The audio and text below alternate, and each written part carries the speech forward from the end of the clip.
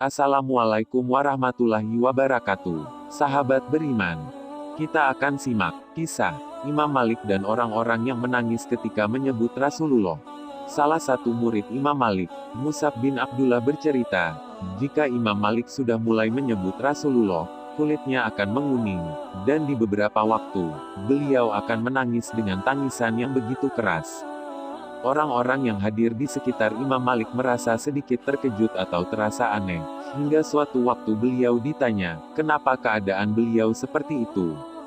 Imam Malik menjawab, seandainya Anda melihat apa yang pernah aku lihat tentu kalian tidak akan merasa aneh, apalagi sampai mengingkari keadaanku saat ini.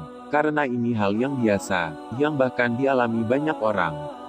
Aku pernah melihat Muhammad Al-Munkadir, gurunya para ahli qiraat di masa itu. Seringkali jika ia ditanya tentang sebuah hadits, pasti beliau akan menangis hingga para muridnya merasa kasihan. Aku juga pernah melihat Sayyid Ja'far Al-Shadiq yang begitu terkenal dengan orang yang murah senyum dan begitu ramah. Namun setiap kali nama Rasulullah disebut, ia pasti kehilangan kendali dan menangis dan terus menangis. Aku juga pernah melihat Abdurrahman bin Al-Qasim bin Muhammad bin Abi Bakar Al-Siddiq, yang setiap kali mengingat Rasulullah mukanya akan memerah, dan lidahnya mengering, tidak mampu berucap apapun karena terbayang wibawa Rasulullah.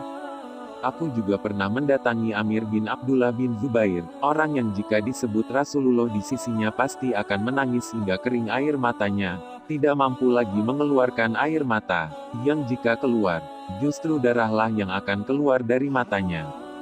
Aku juga pernah melihat Al-Zuhri, orang yang begitu tenang dan kalem, tapi jika sudah disebut Rasulullah, dia akan menangis, seolah kamu tak lagi mengenal dia siapa dan ia tak lagi mengenalmu lagi. Saking dahsyatnya tangisan rindu beliau.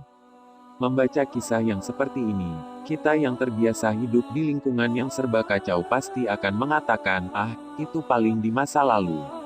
Mereka dekat dengan masa Rasulullah, jadi wajar saja jika kerinduan mereka begitu dalam, tapi bukankah kita yang seharusnya lebih merindu karena masa kita yang begitu terlampau jauh? 2 abad sebelum masa ini, ada Habib Ali bin Muhammad Al-Habsyi, penulis kitab Maulid yang begitu dikenal dengan nama Simtud Durar. Habib Jindan bin Naufel bin Salim bin Jindan, pada salah satu ceramahnya pernah memberikan gambaran tentang betapa dalamnya kerinduan Habib Ali Al-Habsyi kepada Rasulullah. Kata Habib Jindan, pada diri kalian ada sebuah gelas yang ukurannya berbeda-beda. Tergantung kesiapan dan adab, Habib Ali Al-Habsyi memiliki gelas yang begitu besar yang telah terisi dengan rahasia cinta kepada Rasulullah, dan apa yang tertulis dalam Simtud Durar itu hanyalah tetesan yang tumpah dari gelas cinta tersebut. Saya riwayatkan dengan makna. 1 abad sebelum ini, ada Syekh Yusuf bin Ismail Al-Nabhani, seorang ulama yang dijuluki sebagai perindu sejati kepada Rasulullah. Semua hidupnya dihabiskan untuk berkhidmat kepada Rasulullah melalui karya tulis yang hingga kini tersebar luas. Sebut saja kitab Wasail Al-Wusul ila Syamail Al-Rasul dan Sa'adatu Al-Darain fi Al-Salah, ala Sayyid Al-Kaunain yang hingga kini masih dibaca.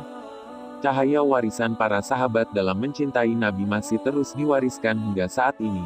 Bahkan cahaya itu sebetulnya ada di diri kita sendiri.